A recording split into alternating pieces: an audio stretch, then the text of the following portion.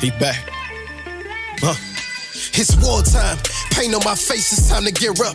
I hear they talking fly about my king, it's time to live up. They done woke up a lion, ain't no stopping when I'm stepping. It's too late now, it's rapping in my jeans, no need for guessing. You flexing, while we repping that Elohim to the fullest. Loaded clip, man, we shoot from the hip, I dare you to pull it. These bullets is encrypted with scripture, call it the truth. That'll kill a lie in a second, but it's meant to say to you.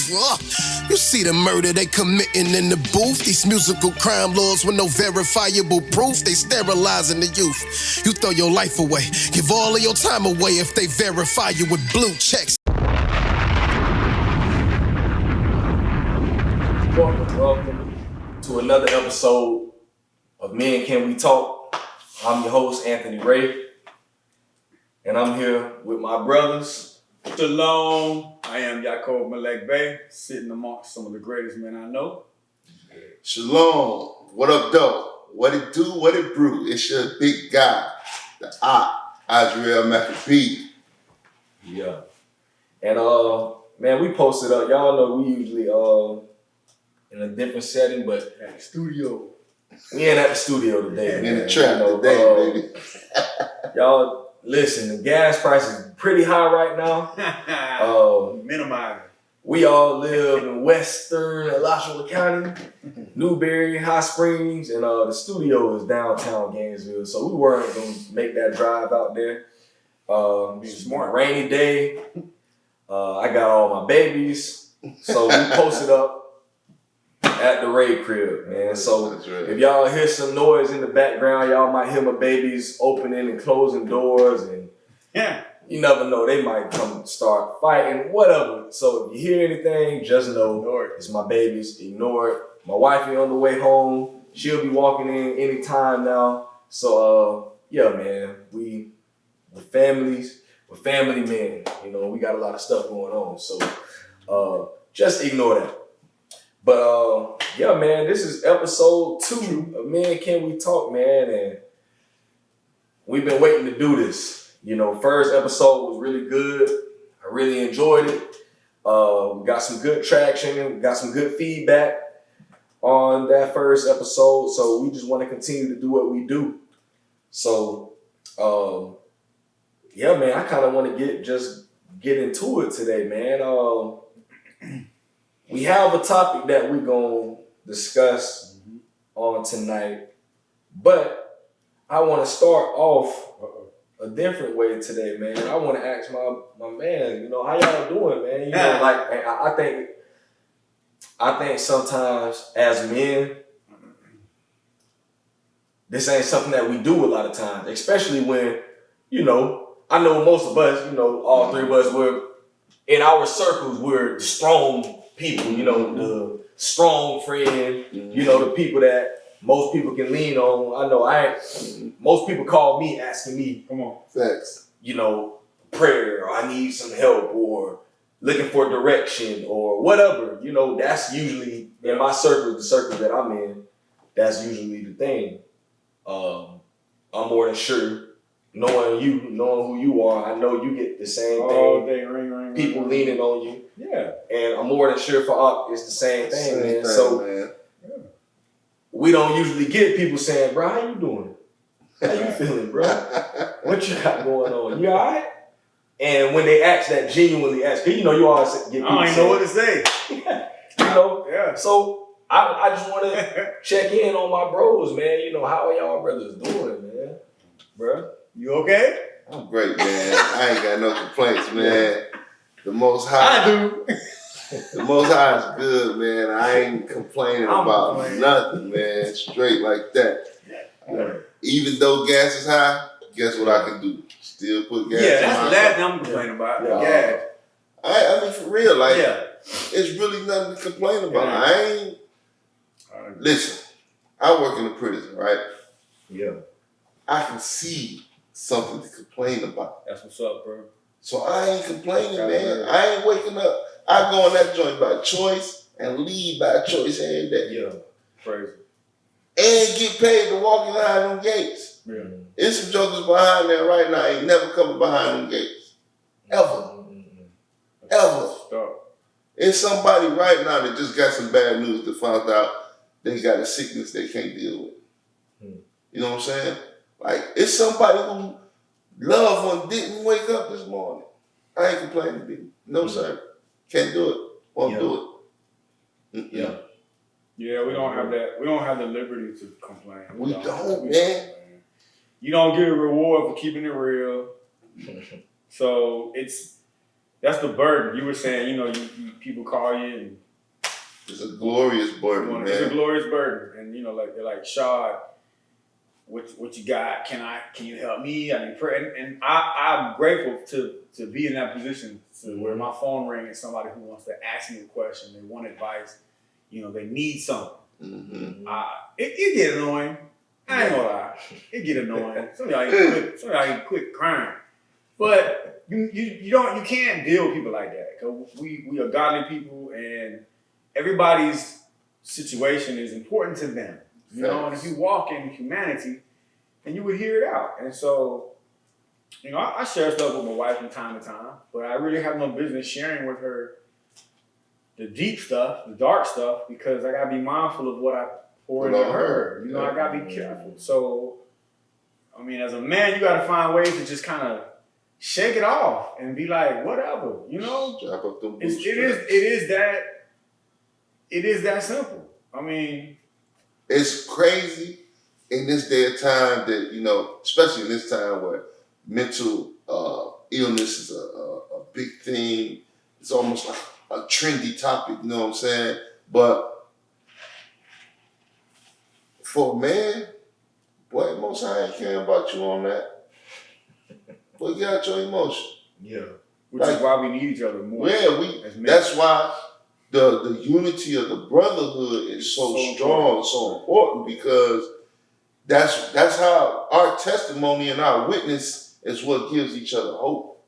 But you walking around feeling a certain way because you ain't done this, you ain't accomplished that. Why you ain't accomplished it then? Why you ain't done what you need to do? Why? My wife hit me with something about we need to take care of this and we take care of that. First thing that came to my mind, hey, Most High, you need to bless me with some resources because this thing is getting heavy. Yeah, you got to be able to, like, you as a brother, you got to be able to be comfortable to call me and be like, you know, the God that you are, the king that you are, the ruler that you are, the God that I am, the king and the ruler that I am, we still have insecurities and fears and frustrations. And we need to discuss that amongst each other. No one needs to know about it. It's us. Because they wouldn't understand no way. And so I have to have a brother I can call and be like, yo, I'm dealing with this, I'm dealing with that. And I can't be ashamed to do that, because if I don't have someone to talk to about that one special, intimate man that I can trust with my info, if I don't have that, then I'm naturally going to harbor this stuff. And it's going to come out in different negative ways. We can't be so hard and managed that we don't realize that we're still fragile creatures, man. You have to talk about things. You can internalize it if you want to, but it's gonna come out negative. It's a scripture that holds true to what you just said. Sirach, or the book of Ecclesiasticus, in the Apocrypha. For those that you don't know what the Apocrypha is, it's the uncanonized books you can find in a 1611 King James Bible. You can find in a modern day Catholic Bible. But these books hold heavy weight, and it's a reason why they're not in your normal everyday Bible. That's real. But to your point of being able to confide in somebody and not telling somebody, it's scripture that tells you shouldn't do that. Sirach, I'm going to start at Sirach chapter 19, verse 4. He that is hasty to give credit is light-minded, and he that sinneth shall offend against his own soul. Whoso taketh pleasure in wickedness shall be condemned, but he that resisteth pleasure crowneth his life. He that can rule his tongue shall live without strife, and he that hateth babbling shall have less evil. Rehearse not unto another that which is told unto thee, and thou shalt fare never the worse. whether it be to friend or foe. Talk not of other men's lives, and if thou canst without offense, reveal them not. We gotta have that intimacy amongst men, because we at war, and I have things in my personal life that I don't share with nobody. Yep. And if I can't talk to my brother, remember you came to the house one time and sat with me and talked to me about some things I was dealing with in my marriage. You know what I'm saying? Jeff hit me up and him and I talked on the phone about the stuff I was dealing with in my marriage. You know, that's precious. Yeah. That's precious. If I know I ain't doing everything right as a dad, as a husband, it's factual that my dad didn't do everything right as a father, as a husband. So it's only natural for me not to know how to do certain things. It's only natural for me to run into obstacles. He did the best he could with what he had. But at this stage, man, I can't be that silly to think that I got this thing under control. I don't. And you gotta get on the table. You gotta strategize with somebody, man, to help you get through these challenges that you face as a man. We hold a lot of silent frustration. Indeed. We hold on to it because you can't cry on her shoulder. You can, but I'm just saying. Yeah. We gotta be mindful of what we What share. we put on them, because at the end of the day, our wives, our girlfriends, they are the weaker vessel. And if you come, you the pillar of strength, and you come lean on them. Think about how much they can't hold that up, man. My wife will hold certain things in because she know when I'm holding a lot of weight, and she don't want to bear the weight that I would impose on her by being disappointed or being upset. Because now when she tell me about this, she got to see how I feel, which in turns make her feel a certain way. Now she holding a whole bunch of weight. So it's like, man, we have to be able to not just control our emotions. We got to know how to do silent cries or cry alone. Hey, I'm never telling a man not to cry, because you're going to have to release it somehow. There's a way. But you have to do it without putting it on anybody else. My nephew, a couple weeks ago, they in the championship tournament, and this joker losing. He decided he gonna ball out and cry.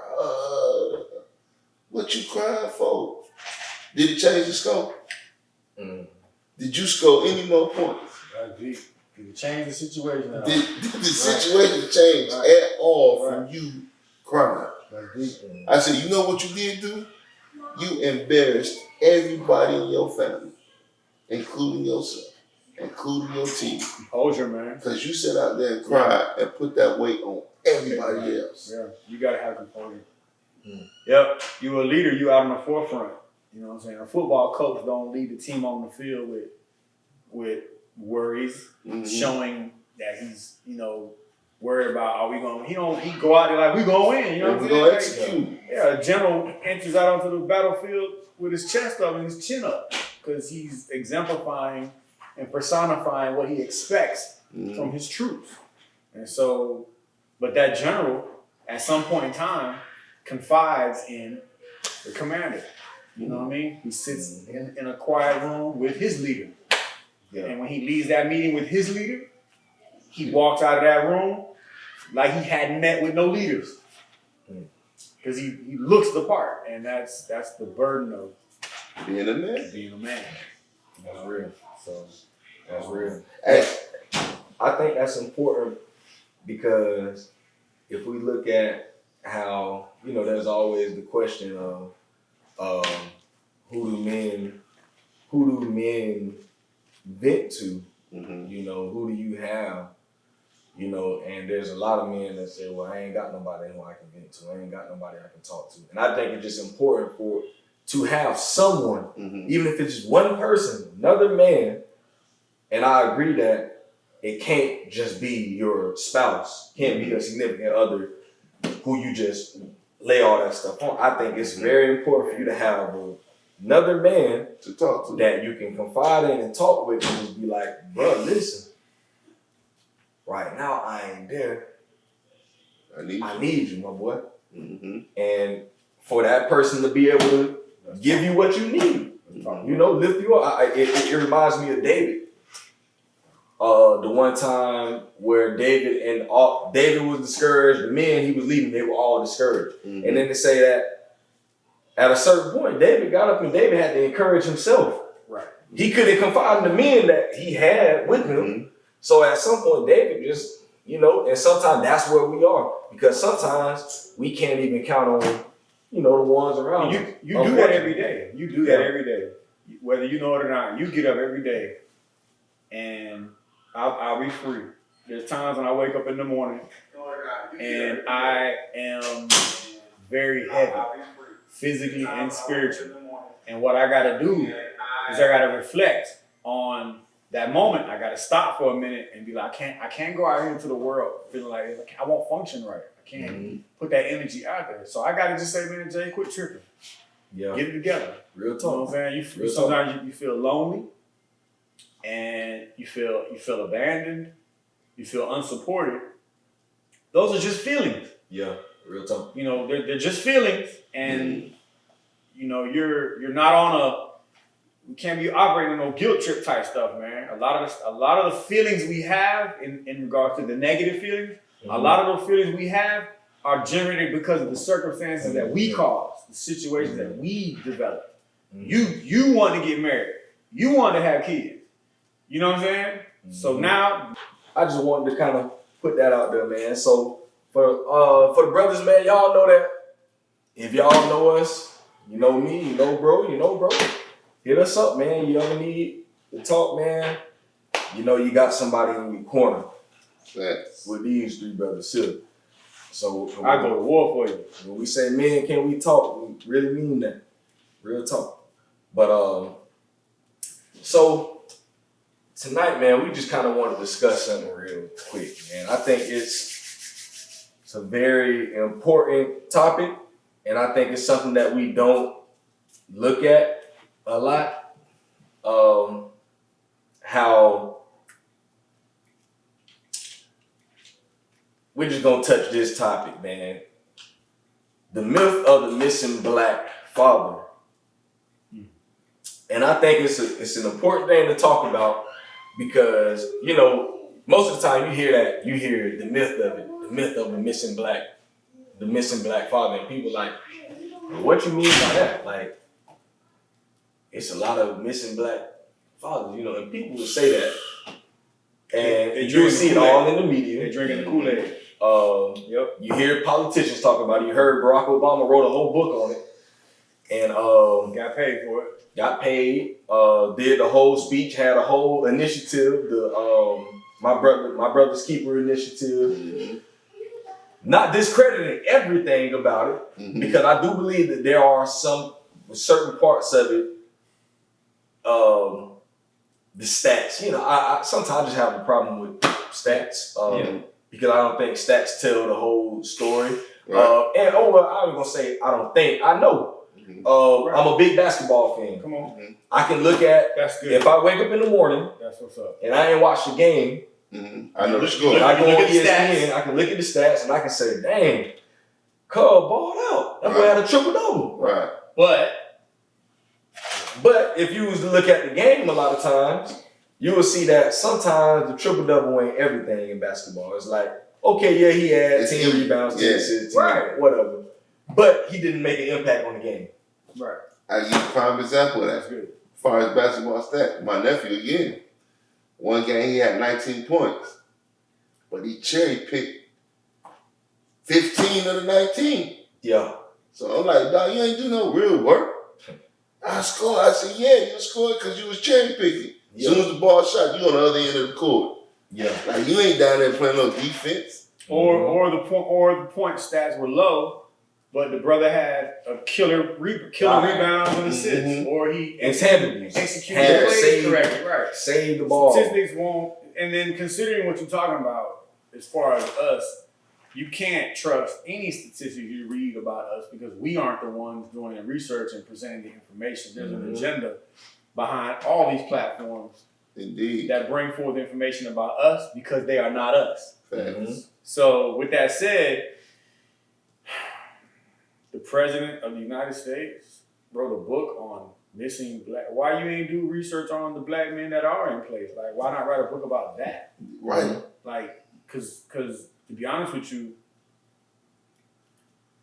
you know, you was a president, so you disconnected from the real struggles that we deal with as men down here on the serfdom level. Like, yeah, you're not in the streets. You don't see what's going on in the prison system. You don't realize that there's a lot of brothers doing what they're supposed to do.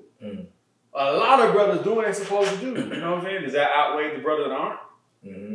I don't know. I don't have the resources to run the research like that. But now I read something, and I was looking. I think the CDC did a. sorry, it's funny that the CDC did the research. The CDC did research, I think, in either 2016 or 2017, which was interesting because their findings showed that out of all the races, that black men are the most involved in the lives of their children.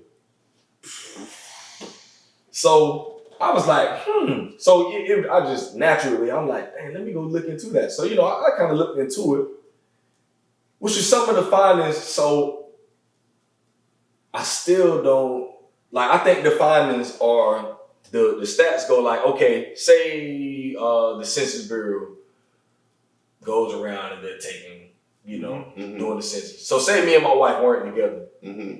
My wife lived right here in this house and I live here. When they come around and they count my wife's house, they're going to say, it's a woman in there, she's living with 3 children. Right. They come to my house, there's just one man living there.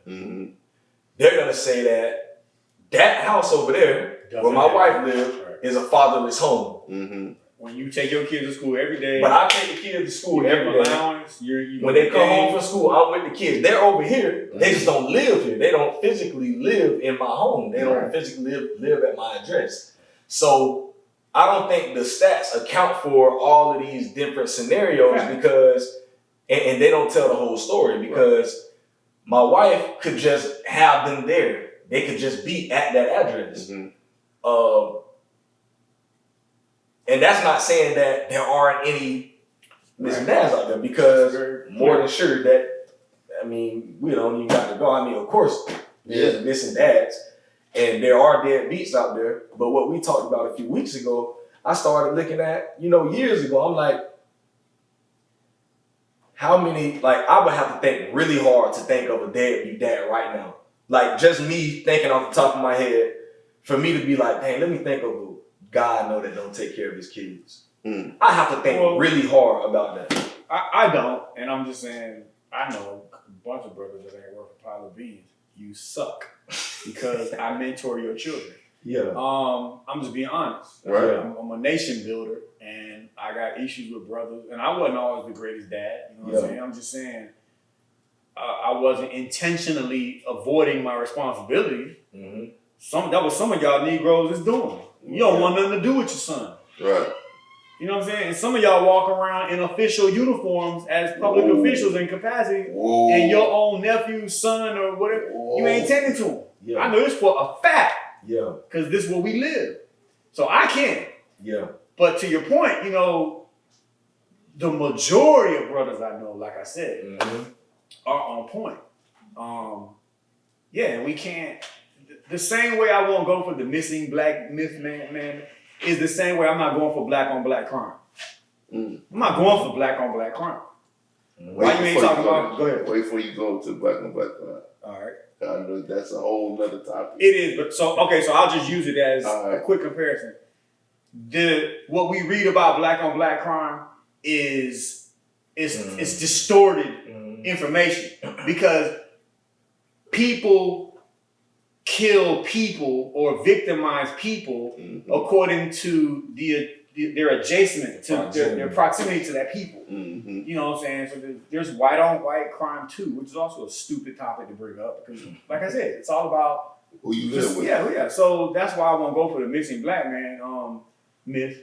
And to be honest with you, the damage that we see amongst our men in regards to their ability to provide fatherhood, be providers, be involved, a lot of the stuff we deal with as men is because we've been victimized by a system that intentionally desires to create dysfunctional families because it's a profit. And dysfunctional families are profit in incarcerating people. So, you know. So, I did a little small research, nothing major. But again, like I said, I work in the prison. So I decided to look at our black-white count. Our who? Our black-white count. What's that? The Black number of black inmates versus the number of white inmates and other. So, to give you a kind of a picture of how it's done, you have white inmates that are obviously of Caucasian descent, but also inside of that white number, a lot of times, Latino. Are Latinos. Yep. Right. And then you have blacks. Well, I was looking at our black-white count, and our white count is way higher than our black count. Because they include Latinos. No? Because for whatever odd reason that are in this particular facility, they actually have an accurate count of Latinos. Okay. And I was like, wow. Yeah. And so I started looking around the dorm. And I'm like, whoa, we is outnumbered in this joint. Then, to the myth, I've always been under that assumption that black men are not there. Right. Because of my own situation. Okay. No, my dad wasn't there. That's your perspective. Yeah. So that's why. So in lieu of us doing this episode, I had to recount my past. And I started where I grew up in. Like, so as y'all know, the hood I'm from is a bad hood. It's the hood. Crack infested, boom, all that, the whole nine. But all my friends had daddies. What's up? Like, I'm not, and I ain't talking about just like active in their lives dads. So in that, you're saying in that you are an exception to the rule. I'm the anomaly. Right. When it's assumed that you wouldn't be. It's assumed that they all wouldn't have dads, and that's the furthest thing from the truth. And it's the fun. When you, I'm serious. Like, crack infested to the max. Yeah. Which, you know, you got the dope boys and everything is all at its peak. But you recall these brothers that you grew up with, you recall having their dads. Spend the night with them at their dad's house. That's what's up. Yeah. Yeah, man. Their dad's taking us to so-and-so. You know what I'm saying? Like, I had to recount this. Like, I said, wait a minute, boy. I never thought about this my whole life. Never thought about it. Yeah, I thought it never changed my perspective. Then when I look back, and I went through each phase of my life, because as I got older, we moved to different areas, so I gained different friends. So I started looking at that, and I'm like, wow, boy. Like, all my friends had that. Yeah. And I was the anomaly. It is all about perspective. So I grew up on military bases. So you Pops was in the military, so the majority of the time in that culture, you have intact families. Because economically, you know, it's conducive. You know, outside of the military where jobs are scarce, you know, and then you're dealing with the redlining and the hunting of the black man outside of the military. You end up dealing with the broken families and all that. So my pops was always around. Mm-hmm. You know what I'm saying? I knew where it was and always could reach out to him and talk to him. So, you know, for brothers growing up, but he didn't have that. Mm-hmm. So he didn't have that. So yeah, it's and of course, like I say, you know, we know that there are like a part of the stats that I definitely agree with is the fact that they say that, you know, fathers affect children in multiple ways. You know, a child that grows up without the involved dad is more likely to have teen pregnancy, do drugs, commit crimes, you know, all that stuff. And it's like, okay, yeah, of course, you know, like if there's no dad there. But I think we gotta really look at more of like, okay, yeah, of course, dad should definitely be there. Like that's a given. Mm-hmm. But I think what we've lost is the importance of the village because we never know what, like the stats. This is another thing about the stats. We don't know why a lot of times these fathers, the stats don't show why the fathers aren't involved because sometimes it's death. Mm-hmm. Sometimes it's because of the system and the society that we live in that's against us and that has taken dads out of the home. Mm-hmm. So it's like, okay, say for instance, it is for those reasons right there. Mm-hmm. Let's say that, okay, so now because of those reasons, now we say that kid is just, they're gonna fail. They're just gonna be a failure, they're bound to do that, whatever. But like, what about the village? What about, you know, uncles? Right. What about brothers? What about granddads? What about coaches? What about mentors? Right. All of these people should be in place. And that was the part of the My Brother's Keepers initiative that I do think was very important. That because you said you can't knock the whole thing. Can't knock the whole thing because it's like we can't knock it. But it's like I think a couple years ago it came up. I think in 2020 was that George Floyd. What? I think when they were rioting, and I think I seen in the media they were like, what's it say? I think they said something to this extent like. The biggest problem with the riots, with the anti-police thing is the fact that black children don't have. I remember some dummy saying that. Yeah, like that's said what? Yeah, so it's so many. It was like a news platform. I don't want to say it was a news platform. Yeah, somebody was saying that one of the reasons why you have so much disarray in response to these shootings and then it turns into riots and marches and out of order is because black men aren't in the communities keeping order. If I'm paraphrasing, but that was one of the reasons somebody gave. If black fathers were in the home, there wouldn't be so much hatred towards police. Oh. Which is really I'm like, retarded. That is I can't go for that, bro. I can't go for that. I wish I knew who said that. Now that first statement what you said can be true. But to make that statement, assuming that to make that statement is dumb because you gotta understand. If you go back to a time where in America where our families were intact and black families were building businesses and communities and neighborhoods. And I'm talking about we had doctors' offices, shoe stores, grocery stores, medical facilities. We were building our own schools. You know what I'm saying? So come on now. Martin Luther King had a suit and tie on when they took him out. Yeah. You follow me? So stop killing us. Mm-hmm.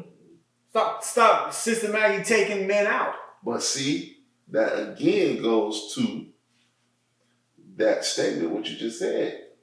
Like, let's be real, right? If we truly, what you talk about all the time, went into a warrior mindset and went into a mindset of being true protectors, like our community, I hear you. You just got me excited thinking about that because if they wouldn't stand a chance. For real, like if we went into the think about this. Think of the impact. Let's go to the Panthers, right? Think of the impact they had when they went into California Capitol building. Loaded with guns. gun laws are in place because of that one day. Because black men decided to arm themselves and tell the state of California, we ain't for that foolishness. So basically, we influence we actually influence the interpretation of some of these statistics. Yes. Like they run this narrative, and then we end up believing the false narrative. And you're right. If every black man in America went and got $1 million life insurance policy, they would stop killing us like they do. Because every time you take out one of us, you're losing money. Mm-hmm. You're empowering a son. Check this out. Not even with the stuff that the other ethnicities deal with. We don't think life insurance. We don't think accidental insurance. We don't think like that. We think GoFundMe. Wow. Yeah, that's what we do.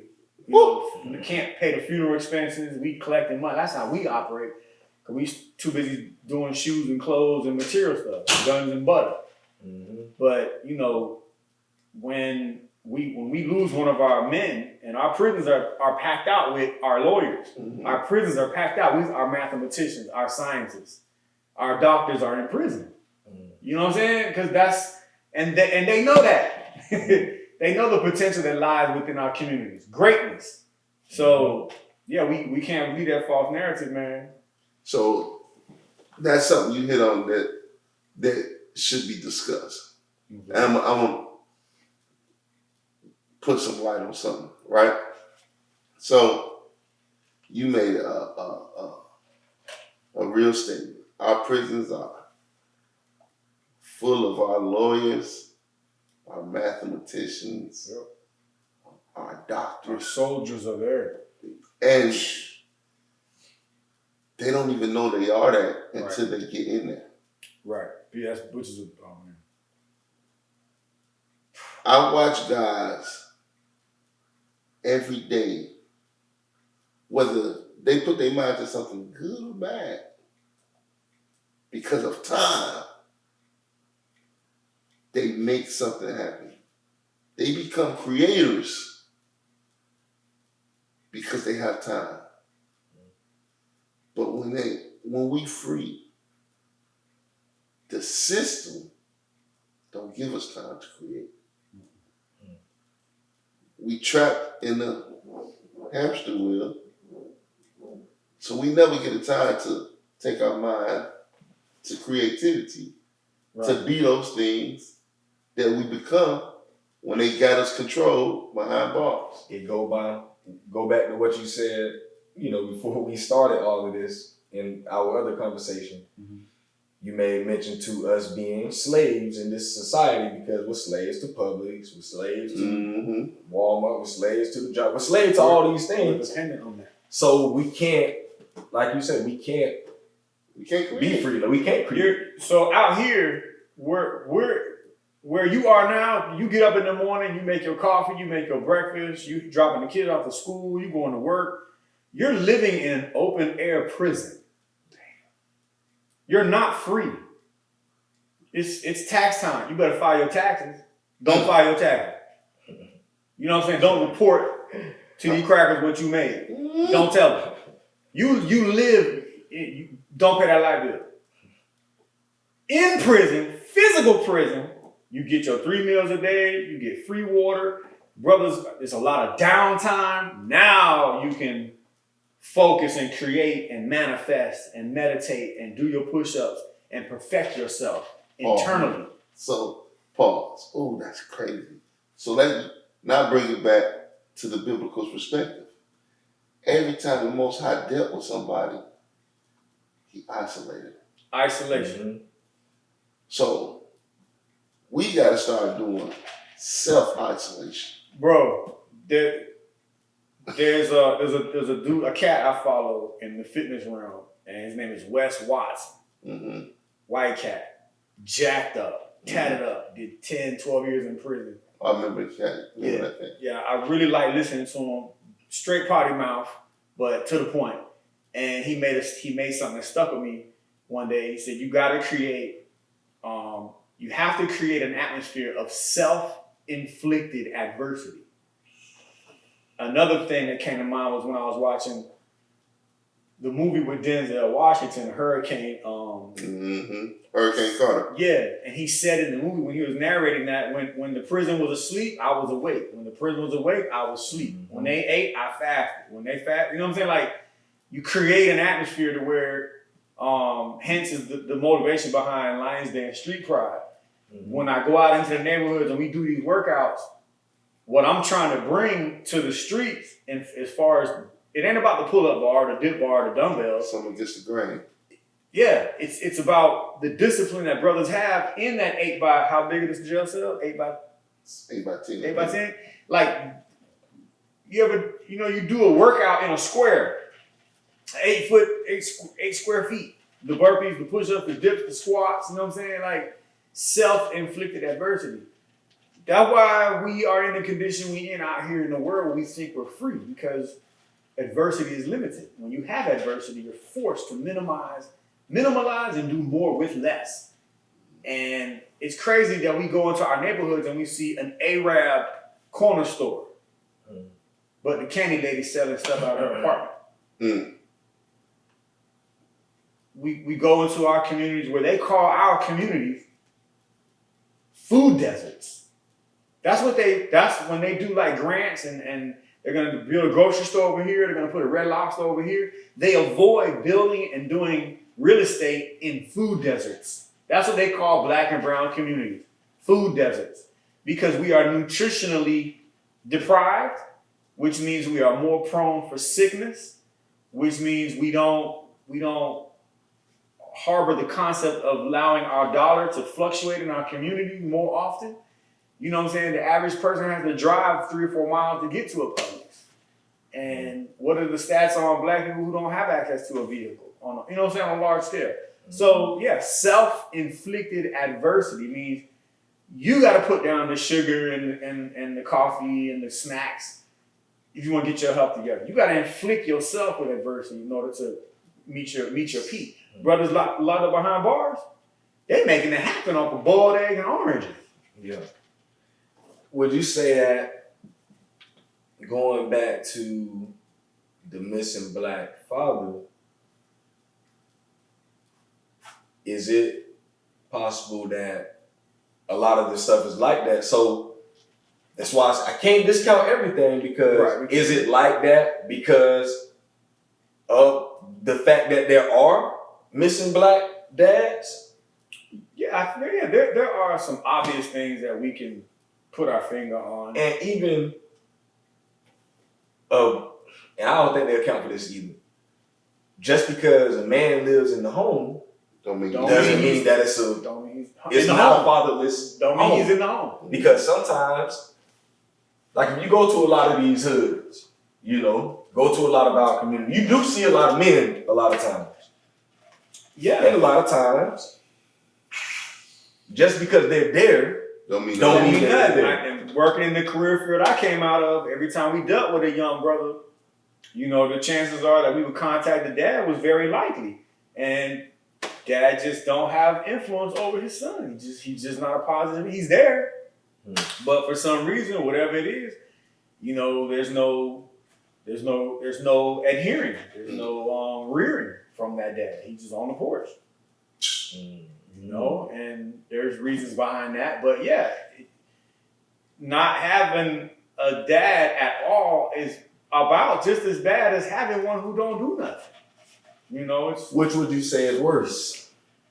I asked somebody this before. I got an answer. I do too. What did you say worse? Is a deadbeat dad, or a dad, basically a toxic dad that's in the home? Which would you say is worse? Toxic dad all day long. And toxicity could be don't do nothing. Yeah. Mm-hmm. Because you're ingraining. You see it every day. Yeah, it's that thing that's getting pushed in your conscience. Right. If a deadbeat dad ain't around, you can't miss what ain't there. Right. You could probably have access to somebody who's positive in your life. Because you're gonna be searching. But when you have that brother, your dad ain't about nothing, you're constantly probably butting heads, probably arguing. You know what I'm saying? You begin to resent. It creates more of an issue with the internalization of what it means to be a dad. Yeah, man. I think they're both bad. Yeah, they both bad. Of course, but it's like the one that's there and not there at the same time. That is the worst because I know a homeboy. His stepdad, when he got up, go to school every morning, his stepdad was on that couch. When he came home from school every evening, his stepdad was on that couch. Yeah, you gotta, yeah. His mom, she working, busting her tail. Yeah. This nigga on this couch every day. Right. You can't be, if you gonna get it, you gotta be, like, I'm gone. Yeah. I'm gone a lot, you know what I'm saying? But when I'm there, I'm impactful. Yeah. You know what I'm saying? So my boys see me coming home every day with a trailer full of whatever because of a job I just did. You know you working. They know that I'm getting it. You know what I'm saying? I'm coming home with stuff. Why you brought that home, Daddy? You will, this is the stuff that I did all. So yeah, you got to be grinding if you gonna be. So again, you said that sometimes brothers get pushed out. Usually, 9 times out of 10, Okay. if a brother is not being honored in his home. Take that statistic back. You can't really say that with all My honesty. man. 9 times out of 10. No. Remember what we just, I'm going to tell you why. Because of what we discussed last time. So, okay, just on the premise. There's no unconditional love for a man. Okay, I agree with you. You got something you got to be doing. If you're not doing that, it's going to show. I agree. Yeah. Well, but you got scenarios where you have the imbalance. You know, a brother who's kind of observant and passive and introverted. You know, and the woman in the relationship is the overbearing, control freak. Like that'll drive a brother nuts. You know what I'm saying? But guess what? Guess what job that is to make that balance. Yeah, you gotta put that meat down. That's right. You gotta settle straight. I'm just being straight up. It's that man's job to make that balance. People get her quiet. Listen, I'm not. Hey. Oh, my bad. I'm not saying that. Don't get me caught up in the craziness. What I'm saying is, do that plumbing, bro. The man has to make that balance. Right. What it may be, all right, lay that plumbing down sometimes, but he has to be the one to put her in her place. Put her in her place. I'm just being. Please don't shoot me. To put her in the place where she's supposed to be, because sometimes she is out of control. And he got to be hey, listen, come here, let me talk to you. Yeah. I got to tell you one more time. No, you ain't got to be like that. You go watch how you talk me in front of my chair. You did this the wrong way. You need to retract those words, whatever, man. You got to be able to say what you got to say and be able to be tactful in doing so. But at the end of the day, man, if there's an issue in the household, we got to take accountability. The man has to take accountability of fixing it. So 90% of the time. 90% of the time, if a man is not being honored, if a man is being pushed out, if a man is being driven crazy, you got to earn the respect. That man has done something. You got to work to earn the respect from your wife. I got to ask some women that. I got to see what they. I guarantee they gonna agree with you. They might say 100%. Yeah, they probably is gonna say 100%. Any ladies out there that's watching, that may be listening, comment on it and see, how do you feel if a man is doing something where how do you feel? What makes you run a man away? What makes you take control of a situation in your household? When he's not doing it. Yeah, that's fair. Same thing with a woman, you know what I'm saying?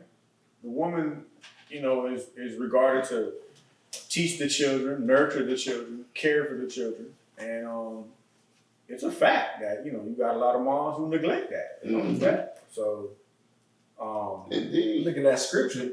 Say a father should be the one to do that. What scripture is that? I gotta find that. I saw one there. I was like, damn, we don't never really talk about this that much. Yeah, father supposed to teach. You're supposed to teach. That's right. That's not to say he shouldn't, but I mean, I come from the perspective of the order in the home, is top to bottom.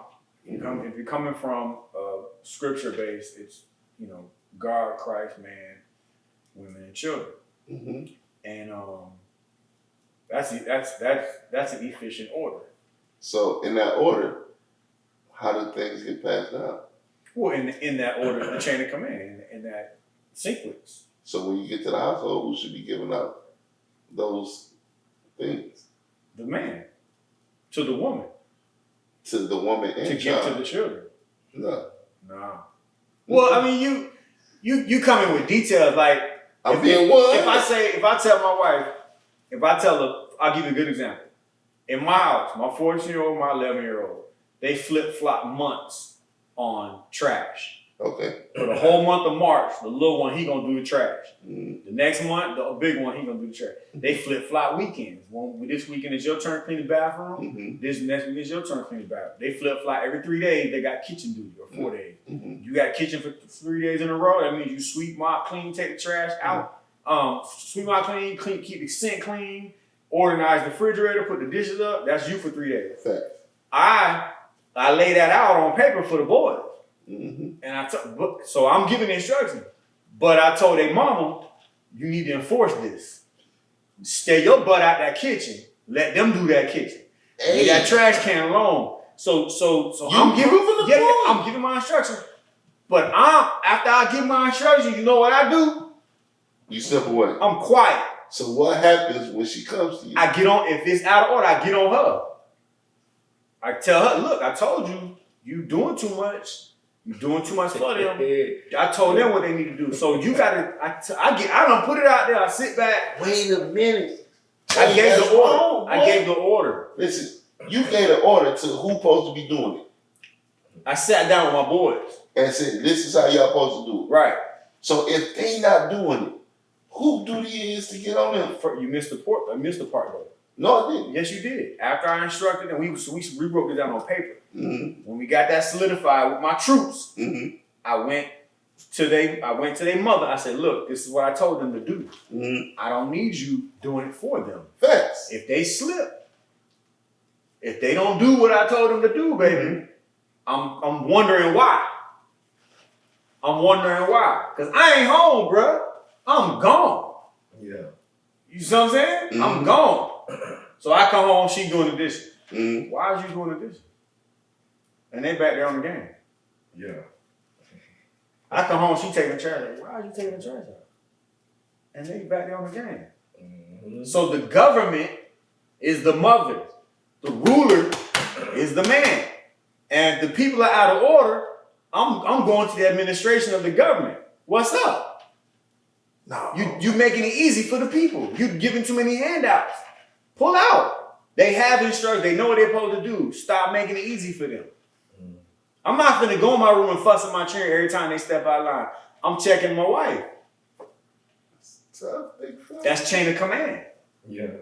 I ain't got time to run behind these children. No. I told them boys what they need to do.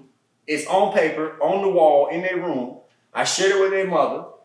Mama, so who they being disobedient to? Well, they'd rather deal with her. Oh, no. Trust me. Listen to me. Who are they being disobedient The to? legacy of the family. So And they rather deal with her who than is the deal with me. legacy holder? Me. So how you not get on them? I don't have to. I have an administrator. Man, sometimes administration don't. You're right. You gotta. You're absolutely correct, bro. You saying what I'm saying. You're right. If I today, the trash, the boy taking out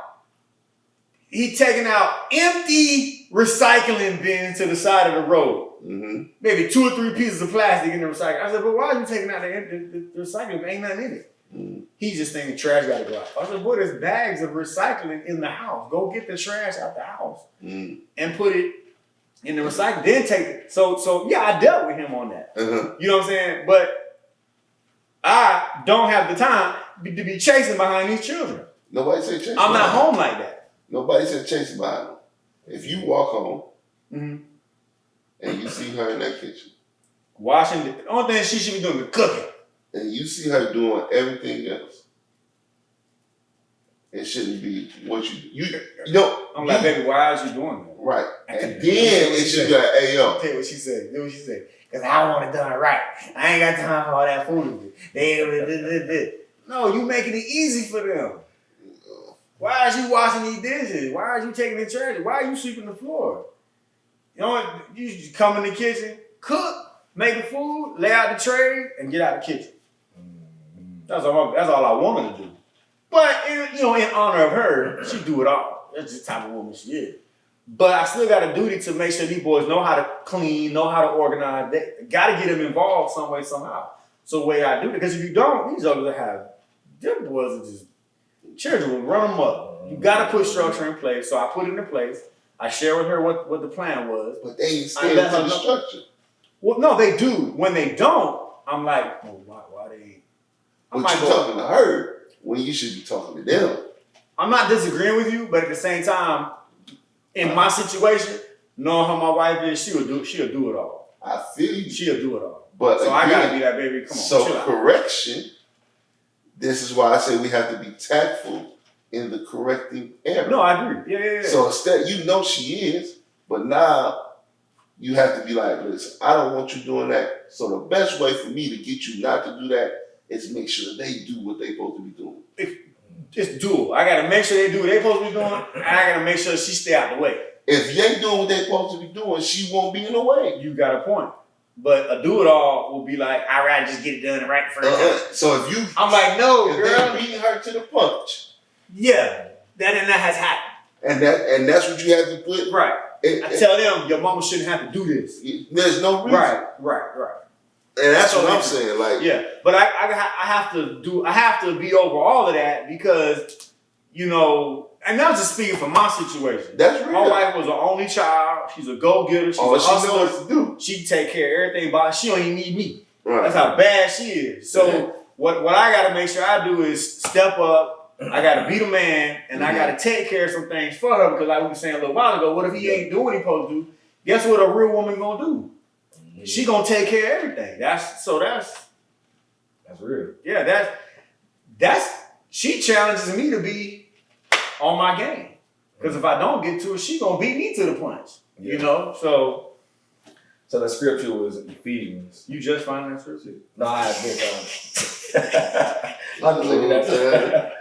But it says, and you fathers do not provoke your children to wrath, but bring them up in the training and admonition of the Lord.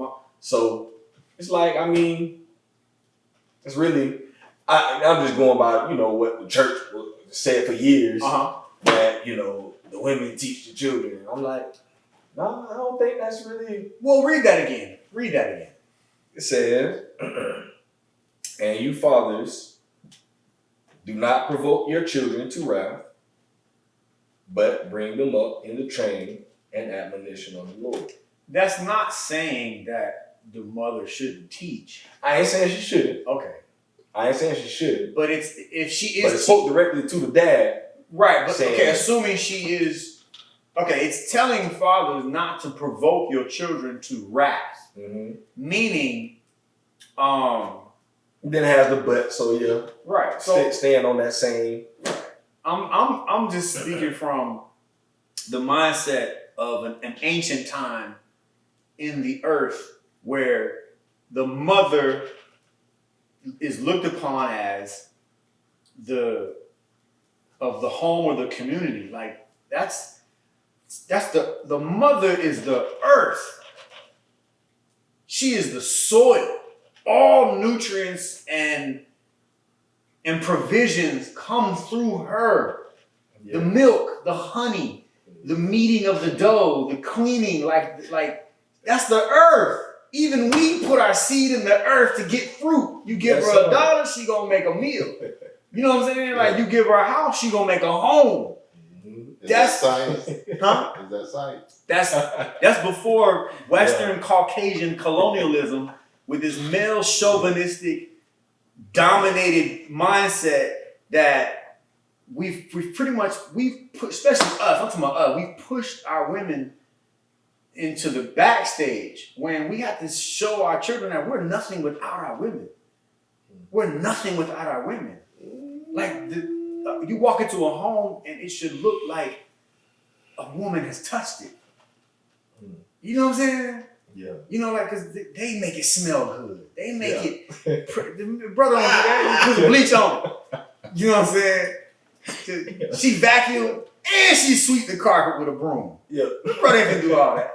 So I'm just saying, like, she's the government. She is the ruling administration of the home because there is an authoritative figure that y'all don't really want to deal with that one. You better follow what she better do. My mom always used to say, when your daddy get home, y'all better tighten up. You don't want me to tell him, come on now. Yeah. I'd rather get beat by her than him. Yeah. So you ready for me to go deep with you? Go. I'm saying, that's the mother's the womb, bro. That's the earth. That's Elohim. the government. Elohim is a plural word, right? Yeah. And it is also masculine and feminine. Facts. So if you're Elohim, I can't be an Elohim. Why That's do an you oxymoron. no, it's not. I'm singular. Elohim is plural. No, Elohim in the vastness is plural. Huh? So when you see heaven, when you see heaven in the book, you don't see heaven. You see heavens with an S because of how big the sky is. Semantics, bro. I'm just saying it. So Elohim itself is only plural because of how big it is. Because there's a god and a goddess. No. There's a feminine and a male. You It's just a said feminine and a masculine inside of you. that. I agree. Right. I agree. And not in the sexual form. No. You're saying in the spiritual deep form, there's a nurturing, there's a caring, there's a right. So right. let's go back to your previous statement. Our spirituality lies within science, Mathematics, mathematics, architecture, agriculture. culture. Right. So nature don't lie to us, right? Correct. Well, I don't know. Nature don't lie to us. Some male frogs can get pregnant. And this is why you can't. Seahorses, males hold the babies. And you can't eat or deal with none of those things. You can't what? You don't supposed to eat or deal with none of those things. Well, Because I feel what you're saying. Yeah. But I'm just being straight up. You're going against. Nature does some weird things. No. Certain parts of nature does weird things. Right. But the majority of nature don't lie. Does the same thing. Plant a seed, something grows, you reap from it. But wait a minute. Hold on. In nature, you see the male animal more prevalent in the baby's lives than the mother. I mean, you saying that, but it's Let's go to my favorite animal, the gorilla. silverback gorilla. My man, King Kong. The gorilla is the smartest animal in the jungle. One of the most feared in the jungle. Right. Has the most organization beyond the ant. The ant is the only animal that has more organization than any animal in the whole earth. But even though that silverback, that male, and you're right, he sits at the top of the mountain. He's at the top of the tree. He gonna move. He overseeing everything. But The beneath him, kids come to him. but there's an order under him, and the order is ruled by the matriarchs. The order is ruled by him. What I'm saying is, you're right. But all right, you work at a prison. Go. You got a problem with something on your shift. You don't go to the warden. No, You go to your supervisor. not really. I'm just saying, you don't go to the head. Mm-mm. You don't. Right. You go to and this is to say that lieutenants, like the highest of the prisons, a warden. Right. Right. Sits in the office. Mm-hmm. You got to have an appointment to go see him. You can't just walk right in. Facts. Right.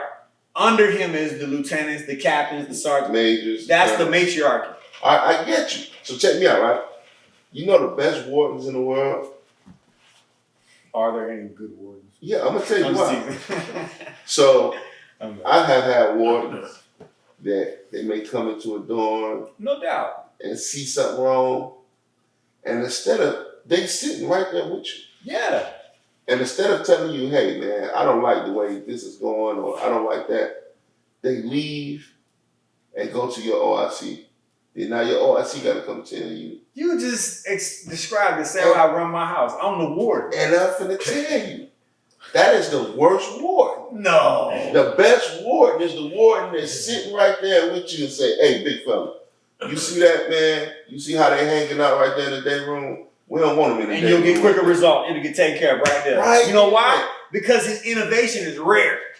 That's a rare thing. But that's the best warden. I got you. But normally, why would you skip the the president person? of the United States will not show up to I don't need a them to meeting show up. in a local community. They don't need to But because they we have a need- matriarchy to keep But it in order. they need to, all right, first off, the president of the United States really has no control of the state government. Yeah, that's a bad Right. example. Yeah, But if you, like being real, if you want something ran a certain way, why not input it yourself? because that's why a coach has an assistant. That's why, the head coach isn't gonna. Every now and then, the head coach will come over and he'll deal with the defensive coach, and the defensive coach will run plans through the assistant defensive coach. You know what I'm saying? There's a system. So That system is trash. no, brother, that's how it's. Like my that's man chain of Bubba command. Dub. That's the whole purpose of It's chain of command. trash. You stupid. That's chain of command. Nah, man. Matter of fact, in the military, you're reprimanded for superseding. You're absolutely right. So what I'm saying is, we recommend when my sons come to me with some craziness, you know what I say? Ask them what your mama said. Because we are, believe it or not, what you asking me, boy, we a week ahead of you. Me and your mama already talked about that, but I ain't gonna let him know that. Yeah. I already know what he 14-year-old planning. I already know what he thinking. I already know what that 11-year-old planning thing, because I done did it. When they come to me with what your mama said. Because I've already had discussions with their mama about wearing gold chain, when can the little one get a cell phone. We already talked about the girlfriend. Me and my wife already covered that stuff. Mm-hmm. So when they come to me with it, I'm like, why'd you coming to me with that? See, you suspect. You up to something. You superseding chain of command. What you really want? That's how I look at it. You don't come to me with nothing. What your mama said. That's just how I'm just saying. That's just how I was coming. That's how I came up. I ain't go to my daddy with no craziness. Yeah. Because he gonna flip. And that's the fear, the order, the respect that I always had from my father. I went to my mom's. You know what my mom's did? My mom showed submission. Even when he was wrong, you know what my mama did? Went along with what he said. And I'm sure she dealt with him in private. Right. Because there's what you That's don't what you're supposed to do. is what you don't do is disrespect the chain of command in the presence of the subordinates. You don't do that. That's what my mama always told me. Don't be fighting with your brother out here in these streets. Don't ever let me find out you and your brother was fighting. I'll tear both of y'all behind up because you represent. She always used to say that. So, and I'm not speaking for my wife, but there were times when I would tell her, baby, why are you talking like that in front of my boys to me like that? You know what I'm saying? Like, check your mouth. And I gotta do the same thing. I can't be bashing her in front of the kids. So all I'm saying is when there's a chain of command, the scriptures declare a chain of command in the hierarchy of the kingdom. And the woman, even though she can do her thing as far as prayer and seeking the face of the Most High, she should seek counsel from her husband. I'm not saying she should have her own prayer life and all that. I'm just saying, like, there's what did Sarah call Abraham? My Lord. You know what I'm saying? Did she go to the Most High or did she go to Abraham? That's deep. You know what I'm saying? I'm not saying she prayed to Abraham. I ain't saying that. Yeah. But I'm saying there's a reverence, man. There's a deep honorary reverence and a structure in that chain of command. So, well, to wrap it up, as far as the myth of the missing black dad goes, I would say that there's parts of it that I agree with and parts that I don't agree with. Yeah. And everything that we just talked about, I think are has a lot to do with the effects of fatherlessness. You know, the chain of command and how you deal with your wife. All that stuff has, if you didn't have those things in place in your home, then that stuff would trickle down to your children, and it would affect. And I'm not saying the way I'm doing it. I'm not saying I perfected it in my home. I'm just saying that in discussing with my wife on how we should order things, because I see her doing everything, and I want that special time with her. You know, I don't want her to have to come home and wash the dishes in the sink before she cook. That stuff, the sink should be spick and span, sparkling with stainless steel shine. So she just goes. So, but she'll do it. She won't say nothing. She'll just clean up. You know what? I don't want to deal with that. I'm just going to do it right the first time. It's my responsibility to order that thing so she don't have to deal with that. You know what I mean? And that's like I said, it'll trickle down to your children. And as they get older, and they're going to see it. Like, just like you said, you saw it with your mom and your dad, and it affected you. So it's like, I do agree that if dads aren't in the home, then if they're not seeing that, it's disarray. Then they're gonna grow up and they're gonna teach that you only can teach what you know. So, you know, I do agree that, you know, that there are of course there's multiple, you know, endless and countless benefits to dads being in the home. But I just, for anyone out there that would look at these, you know, when they hear the myth of or they hear the missing black dad, or they hear in the news that, you know, all the problems in the black community can be solved with by having dads in the home. It's like you can say it goes deeper than that. It goes way deeper than that. Goes way deeper than that. So I just challenge people to don't just take stats at face value. Go deeper. Right. Do your research, and don't believe everything you hear in the media. You can't, because it's just not always, you know, the narrative. All media platforms have a narrative that they have to stick. That's just what it is. CNN, ABC, whatever, MSNBC, they all have a narrative that they stick to. The people, the pundits, they have people that they work for, and if they go against that ESPN, all of it, all of them have narratives that they have to stick to, and if they don't, and they go against that, you see people get suspended, you see people get fired, you see all these things that just don't happen because of whatever. It's just that, you know, there's things from the script. They veer from the script. There's a script, man. So that's why we're coming into the media game, you know, going back to Dad Can We Talk. I said I want to change the narrative. Right. I can create my own narrative with Dad Can We Talk. Me and Can We Talk, we're creating our own narrative. With no agenda. Yep. You know, we just gonna tell it, you know, like it is. Yeah. You know, some people might not see it the way we see it. We just see it. We're saying what we see. We're speaking from experience, things that we can speak to, you know, and that's what we're gonna do, man. We're gonna continue to speak to these types of things. And we're saying that a lot of the stuff is false. And we can give you tangible things to say, this is why I say it's false. Yeah. And people disagree with it, that's show me different. Yeah, you gotta show me different. So you can disagree with it, but and to the dads, man, and to the brothers out there who, you know, who don't have that access to someone they can talk to, man, I just want you to know that you have to do some self-care, man. You know, when you get to a point in your day or your morning or evening where you're like feeling depressed, you're feeling heavy, you're feeling alone, you just, I really don't have words for it. I'm just only speaking from, you know, those moments in the day when you're like, you know, just don't, I just feel isolated. You know, you gotta do self-care. I mean, you may not have access to your kids, but you see them from time to time. Your children may not respect you because of whatever circumstances. Man, please don't ever lose sight on the fact that you're still needed. You still got an obligation. We still need you. You know, your daughter may be 13 and you don't have a relationship. Just hang on, bro. When she turned 20, you'll have a beautiful relationship. Keep that, like, the moment is the moment. And the moment is like the weather. It's gonna change. The sun's gonna come out. Man, bro, eat right. Take care of yourself. Get sleep. Get rid of the things in your life that you know are sucking you of your virtue, because you are needed. The worst, your son who you haven't talked to in months, who the mama won't let you see him, don't give up, bro. Mm-hmm. Because your son is probably thinking about you. Mm-hmm. He doesn't understand. Bro, I need you to keep trying. You know what I'm saying? Take care of yourself, because one day he gonna be 18. That's real. And he gonna call you and he's gonna ask you questions on why. And he may be angry in that call, but you have to it's tough.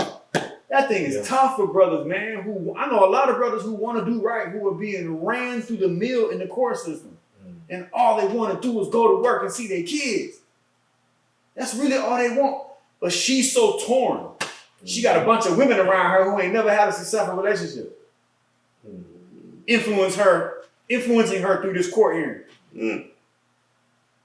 We're missing in each other's lives. Yeah, that's real. Bump them statistics, what you folks talking about. You know, brothers need each other, because we got to be able to bounce off the strategy of how to navigate through child support, divorces. You know, I got a brother who just went through a divorce, and he's been dealing with this thing for over a decade, trying to make it work. And I honor him with all my heart. He's one of the reasons why I'm still fighting to keep my marriage on track, because I saw what he went through. And when he decided to get married, we were in our early 20s. He was the only brother in the whole clique that was talking about getting married. We still trying to run through something, hitting shots at 151, speeding down the road in the Chevy like we was stupid. But this brother in the clique wanted to get married. I respect him, man. All these years later, now a divorce. And he kept his chin up the whole way through, man. I know it was hard. Man. And here I am in my marriage, dealing with it. He going through it, and I'm confiding in him. And he's telling me what books to read. Hang on, bro. Don't make decisions out of emotion. Don't judge her yet. Like, we gotta have that with each other, man. That's real. Psalms 133. See how good and how pleasant it is for brothers to dwell together in unity. Like the precious oil on the head running down on the beard of Aharon, running down on the collar of his robe, like the dew of Hermon that comes down on the mountains of Zion. For there, Yod Hey Wav Hey commanded the blessing of life forever. That's beautiful. So with that, fellas, we offer ourselves. This platform is here to encourage, to inspire, to aspire men going through whatever they're going through. Our contact info, mencanwetalk@gmail.com, mencanwetalkpodcast@gmail.com. You see us on Facebook at Men Can We Talk, YouTube Men Can We Talk. Leave a comment, send a message, DM us, whatever you need, man. If you need somebody to talk to, you're going through, whatever we can try to help you with, we're going to try to help you with. But you are not alone. Don't feel alone. Don't give up, like my ox said, because if you give up, you're not just giving up on yourself, you're giving up on those who are clinging and desiring and yearning for you to be there. You have an obligation. Stick to your obligation. That's real. To my brothers that are dealing with child support, custody issues, visitation, you can control. You don't need an attorney. You don't need a lawyer. You need to learn how to file motions and deal with your case. You control. You have rights, Dad. The court systems are geared towards keeping the family broken and profiting off of the dependency of the mother to the court systems, i.e. welfare, food stamps, Section 8, child support. You don't have to be bound, and you don't have to feel imprisoned by having these ongoing cases. But what you got to learn how to do is navigate through these situations by filing motions and requesting hearings. You know, that's one of the most frustrating things for brothers to deal with is wanting to be in their children's life. But that child support thing, man, boy, I tell you, if I'd have known back then what I know now, I wouldn't have did that, bro. I put myself on child support. Judge, I can't remember. I gotta look at the paperwork. Set me up for failure. I fought for 6-7 months to get a visitation hearing. Finally get the hearing. Go into the courtroom. The first thing out of the judge's mouth is, "Are you paying child support?" Ignorantly, not knowing the system, I was like, "Nah. What do you mean?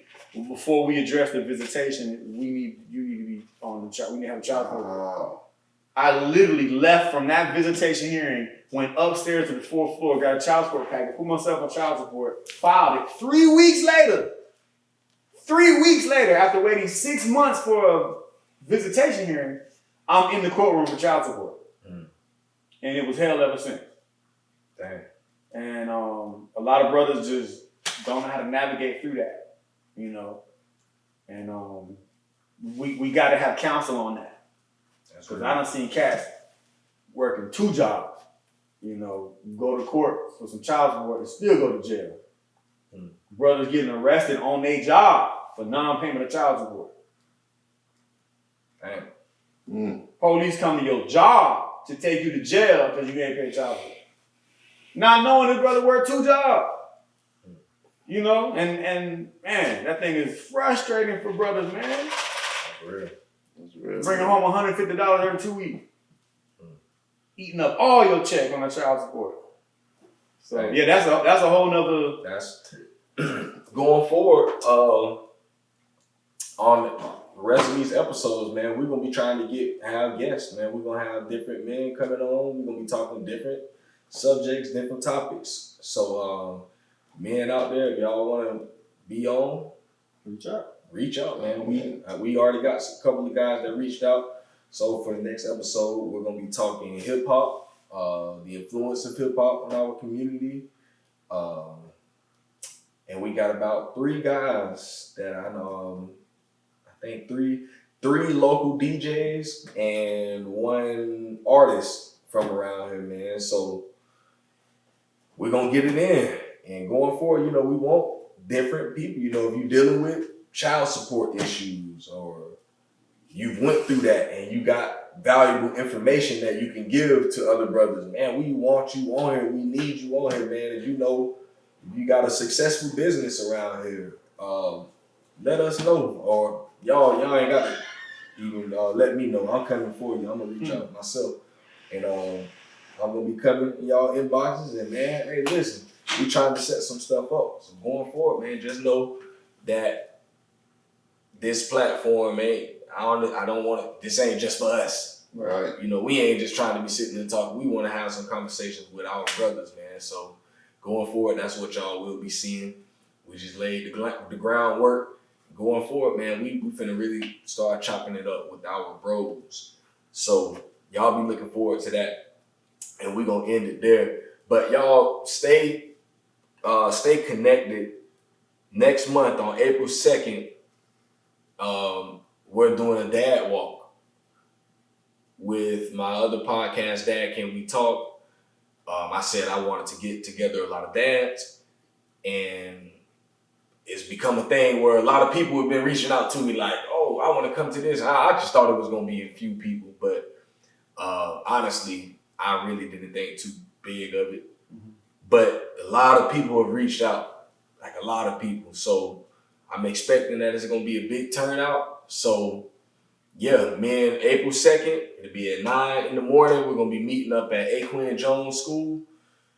Bring the kids out. You don't have to be the biological dad, if you're a stepdad, a goddad, you're a mentor, uncle, a granddad, whoever, man. You know a kid that would love to come out and just hang out with some other kids. You know, if you a man that want to just come out and be amongst other men, man, come to Aquin Jones School, 9 a.m., April 2nd. We're going to walk from Aquin Jones School to West Side Park, and we're gonna go out to the park and we gonna hang, man. I just want to hang, honestly. Yeah. Man. I just want to be around some brothers. I want to love on some brothers and just have a good time. You know, I had a couple of women that reached out. They were like, "We want to come too." I'm like, "Whatever, man.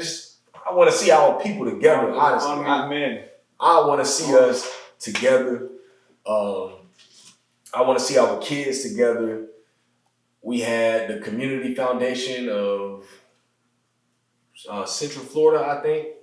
They donated 150 snacks, 150 drinks. If you have any resources that you want to donate or be a part of this, please reach out to me. My brother Michael Booth reached out to me. He owns some of the Bird scooters in Gainesville. And he said that he's going to have 100 unlocked scooters available for the event. For those that can't walk the long distance, we'll have that available. So for the walk, we ride across town on them scooters now. It's for the walk. For the walk. Get you way out there by the mall on a scooter. So yeah, man, I just want to have a good time with our people, man. We gonna bring the football, bring the basketballs, man. We like I said, we gonna hang out. I'm gonna try to go get a little ball that we can play some kickball. We gonna have some fun, man. We gonna love on each other. And this the key for that day, man. You come out that day, make it an effort to get 4 or 5 new phone numbers, man, of different brothers. Bro. Put it in your phone. Yeah. Let's make that network, that connection, and you'd be surprised how many of us already know of each other. I don't